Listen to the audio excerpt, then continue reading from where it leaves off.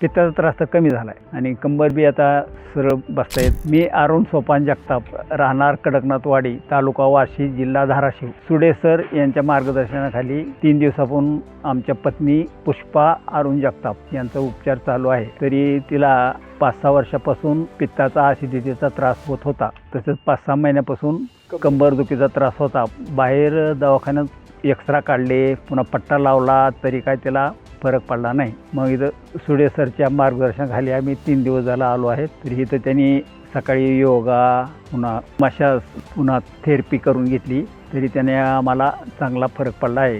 संबंध नाही, फक्त ॲन्युफॅक्चर, मशाज, योगा ह्याच्याद्वारे इथं उपचार सुरू होतोय. आता सध्या चांगलं मला वाटतं, म्हणून मी माझ्या खुशीने निघाले घरी. मशाज केला, योगा केला, पुन्हा उपास केला.